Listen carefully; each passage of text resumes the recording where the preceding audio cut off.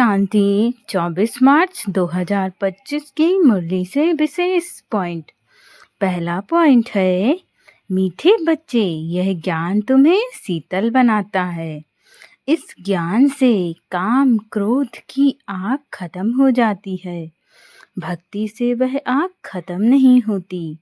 अर्थात ज्ञान हम बच्चों को पवित्र बनाता है। जितना हम ज्ञान को धारण करते हैं उतना हम बाबा के मीठे और प्यारे बच्चे बनते जाते हैं। ज्ञान के माध्यम से हमारा संपूर्ण परिवर्तन हो जाता है और ज्ञान से ही हमारे अंदर जो काम क्रोध की आग है वो खत्म हो जाती है।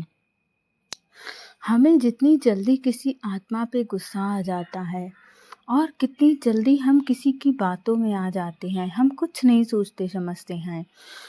यह जो हमारे अंदर काम की भावना होती है वो हम जितना ज़्यादा ज्ञान का मनन और चिंतन करते हैं वो हमारे अंदर से समाप्त हो जाती है। और दूसरी सबसे बड़ी बात कि ज्ञान हमें हमेशा रोकता है गलत कार्य को करने में। कितना अच्छा हो कि जो आपको हर समय इस बात का अनुभव कराता रहे कि ये गलत है, आपको ये नहीं करना, ये अनुचित है, आपको ऐसा नहीं करना चाहिए।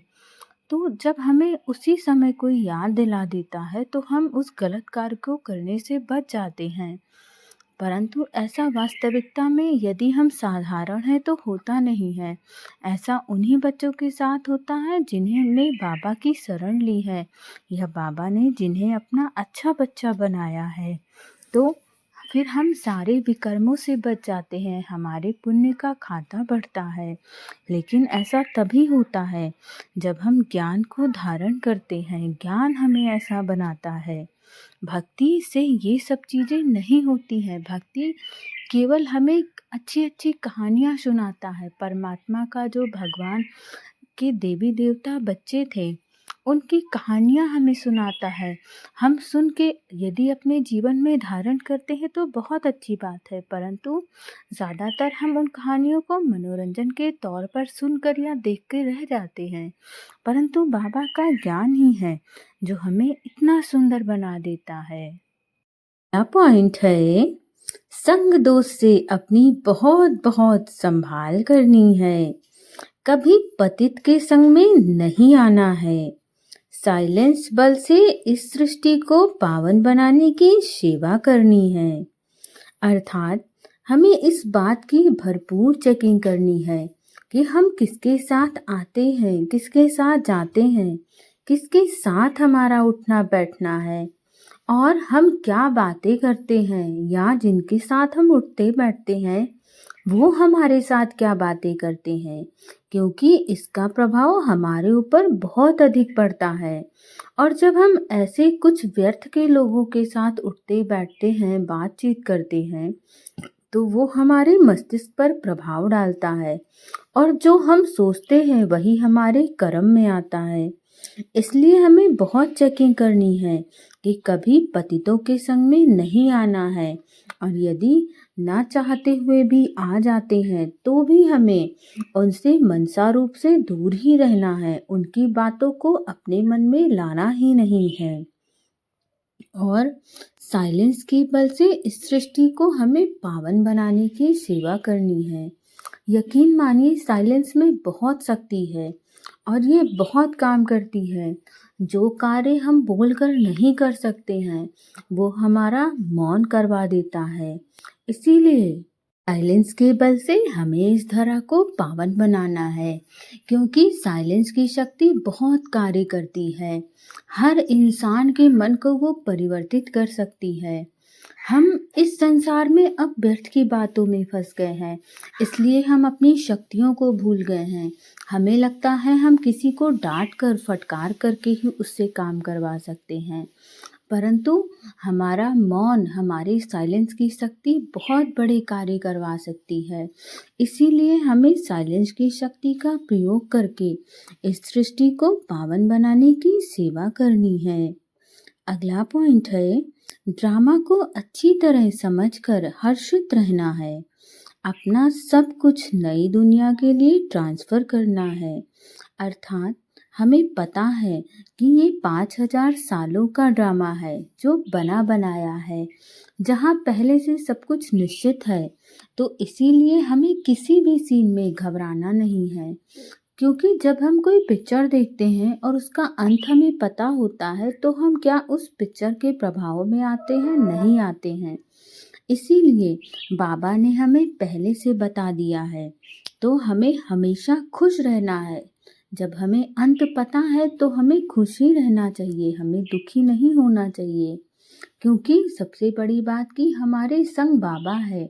अपने मन में इस बात का विश्वास रखिए और ये विश्वास बहुत बड़ा कार्य करेगा। हमें नई दुनिया की स्थापना करनी है और हम नई दुनिया की स्थापना ही तभी कर सकते हैं जब हम संपूर्ण पुरुषार्थ करें और संपूर्ण प्रयास करें कि हम इस धरा को सुंदर बना पाएं, अपने कर्म से, अपने वचन से, अपने मंशा की शक्ति के द्वारा।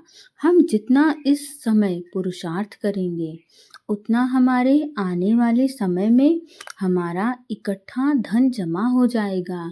और यहाँ धन इकट्ठा का मतलब ये नहीं है कि आपको पैसा मिलेगा, आपकी राजाई चित हो जाएगी। इसीलिए आपको जितना आप चाहें उतना आप ट्रांसफर कर सकते हैं सतयुग की स्थापना के लिए। अगला पॉइंट है, बाप द्वारा सफलता का तिलक प्राप्त करने वाले सदा आज्ञाकारी दिल तख्त नशीन भव। अर्थात भाग्य विधाता बाप रोज अमृत वेले अपने आज्ञाकारी बच्चों को सफलता का तिलक लगाते हैं।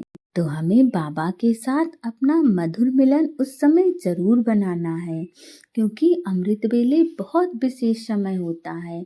उस समय बाबा हमारे लिए ही बैठा होता है, हमारी बातों को सुनने के लिए और ये भी देखने के लिए कि कौन बाबा का सच्चा बच्चा है, जो सुबह सुबह बाबा से अमृत वेले मिलन बनाता है। और हम जितना यकीन मानिए बाबा को याद करते हैं, तो हमें बाबा से कुछ मांगने की ज़रूरत ही नहीं पड़ती है। हमारा जीवन वैसे ही सफल हो जाता है। हमें अपने जीवन के हर क्षेत्र में स्वतः सफलता मिलने लगती है। हमें बहुत अधिक प्रयास ही नहीं करना पड़ता है। आज्ञाकारी ब्राह्मण बच्चे कभी मेहनत व मुश्किल शब्द मुख से तो क्या संकल्प में भी नहीं ला सकते। जो आज्ञाकारी बच्चे होते हैं उनकी बोल चाल बहुत हाईएस्ट क्वालिटी की होती है। वो लो फ्रिक्वेंसी वाले वर्ड्स का यूज़ ही नहीं करते हैं। उनके शब्द बहुत विशेष होते हैं। तो हमें भी ज़रूर चेकिंग करनी है कि हम कहीं ऐसे शब्दों का प्रयोग तो नहीं करते हैं जो हमारे लिए स्वयं हमारी मुसीबत का कारण बनते हो।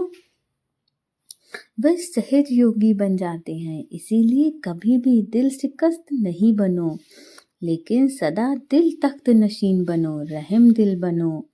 अहम भाव और वहम भाव को समाप्त करो। कभी ये मत सोचो कि मैंने किया, मेरी वजह से हुआ। सब कुछ करन करावन हार बाबा है, वो तो हमें केवल माध्यम बना देता है। और हम बच्चों को बाबा बहुत प्यार देता है, बहुत प्यार करता है। इसीलिए हम बच्चों को वो मौका दे देता है कि हमारी भी इस संसार में वाहवाही हो जाए। वरना बाबा तो जब चाहे जो भी कुछ चुटकी बजा के कर सकता है।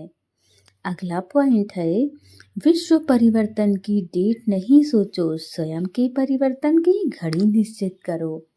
अर्थात हमें उस समय का इंतज़ार नहीं करना है कि कब ये कलयुग समाप्त होगा। हमें तो अपनी तैयारी पक्की करनी है कि क्या अगर कल से कलयुग समाप्त हो रहा है और सतयुग शुरू हो रहा है, तो क्या हम उसके लिए तैयार हैं? या फिर यदि कल से कलयुग की समाप्ति की डेट निश्चित हो जाती है, तो क्या हम वो भयंकर तबाही देखने के लिए तैयार हैं? हम उन सारी चीज़ों को क्या हैंडल कर पाएंगे? क्या हमारे अंदर अभी इतनी शक्ति है कि हम इन सारी बातों को संभाल पाएंगे? तो हमें इन सभी चीज़ों की सूक्ष्म चेकिंग करनी है और अपने आप को उस योग्य बनाना है कि यदि ऐसी परिस्थिति आती है तो मैं डटकर उसका सामना कर पाऊँ बाबा का, क्योंकि मैं सच्चा बच्चा हूँ। इसीलिए हम बच्चों को ये ज़रूर चेक करना है। ओम शांति।